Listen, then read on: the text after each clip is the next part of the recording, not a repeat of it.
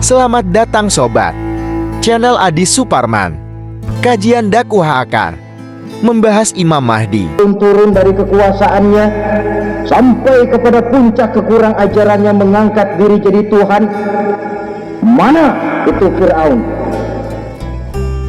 Namrus, mana sekarang Namrus? La ilaha illa ana. Ternyata tidak ada Tuhan lain selain daripada aku, kata Allah. Proses kemudian, saudara-saudara, turunlah hujan dari langit. 40 lamanya hujan itu, tidak jelas juga 40 jam atau 40 hari. Setelah air turun membasahi, datanglah tiupan sangkakala yang kedua. Semua yang bernama mati bangkit dari kuburnya masing-masing. Ini yang disebut Yaumul Ba'thi, hari kebangkitan. Allahu Akbar. Pada saat kita bangkit dari kubur kita masing-masing, kumpul di padang mahsyar namanya. Bayangin aja, saya sendiri nggak sanggup bayangin. Manusia sejak zaman Adam sampai zaman kiamat kumpul bareng di tempat sama. Berapa banyaknya?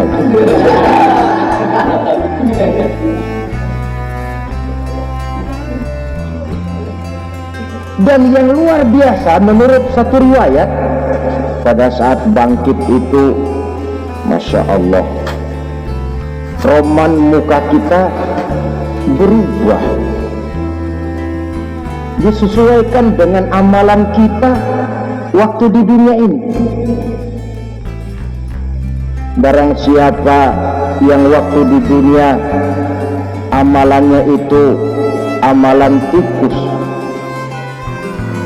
di akhirat nanti dia bangkit dari kubur, mukanya seperti muka tikus.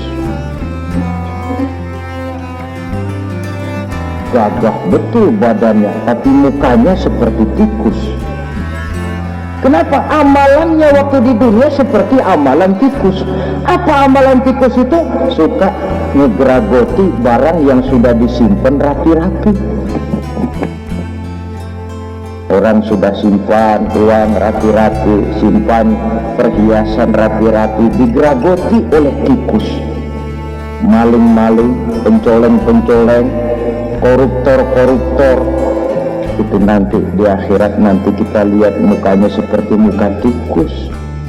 Oh, ini waktu di dunia suka nyolong, mukanya seperti muka tikus. Barang siapa yang waktu di dunia ini amalannya itu amalan macan, dia akan bangkit nanti mukanya seperti muka macan. Apa amalan macan? Macan itu amalannya menang-menangan. Orang yang mau menang saja, nggak mau mengalah. Coba lihat di hutan. Kenal hutan nggak? Di hutan, raja hutan di mana-mana pasti macan. Betul kan? Padahal hutan belum pernah bikin pemilihan umum.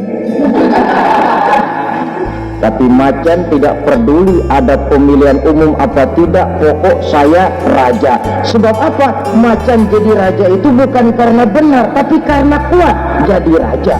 Setelah dia jadi raja, rakyat hutan yang mesti dilindungi malah dimakan oleh raja macan.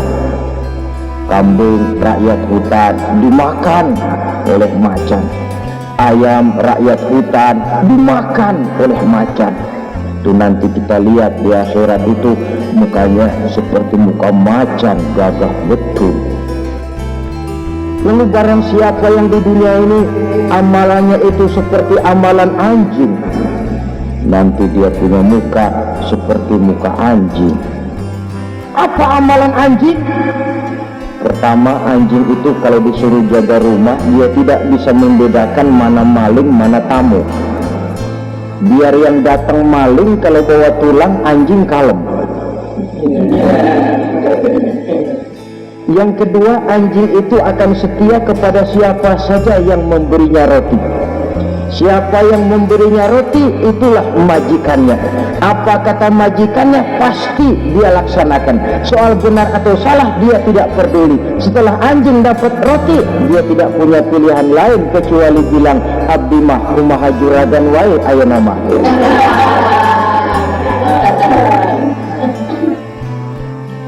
Saudara hadirin yang saya hormati, berkumpul di padang mahsyar, tiap orang sibuk dengan persoalannya masing-masing.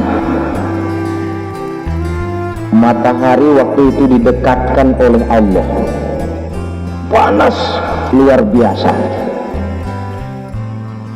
Ada yang saking panasnya itu mencucurkan peluh keringat sampai sebatas mata kakinya.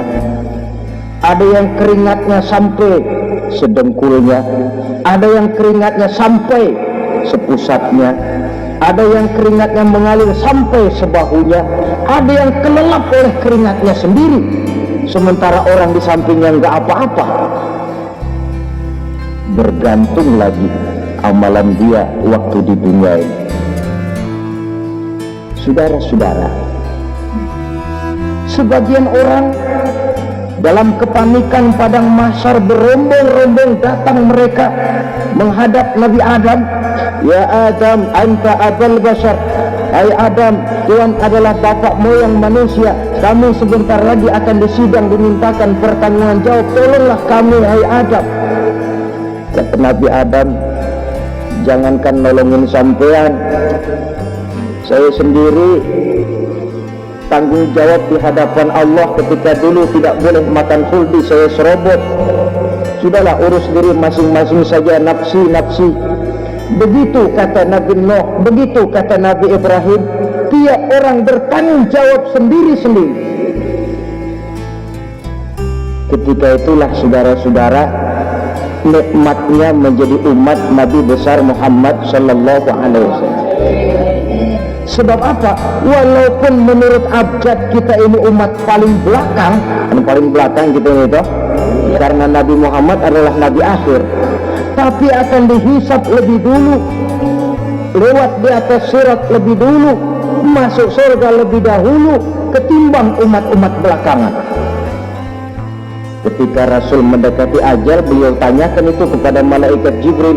Malaikat Jibril berkata, Muhammad, jangan khawatir, Allah sudah berjanji, inni haramtul jannata ala sairil anbiya hatta tadkhulaha anta, wa haramtuha ala sairil umami hatta tadkhulaha ummatuka. Surga aku haramkan buat seluruh nabi kecuali kalau engkau Muhammad sudah masuk ke dalamnya, dan surga aku haramkan buat seluruh umat kecuali kalau umatmu Muhammad sudah masuk ke dalamnya. Logikanya, walaupun menurut abjad kita umat paling belakang, bakal dihisab paling dulu, lewat di atas sirat paling dulu, masuk surga paling dulu, kalau mampir ke neraka juga paling. Ya resiko. Jangan mau enaknya aja paling dulu.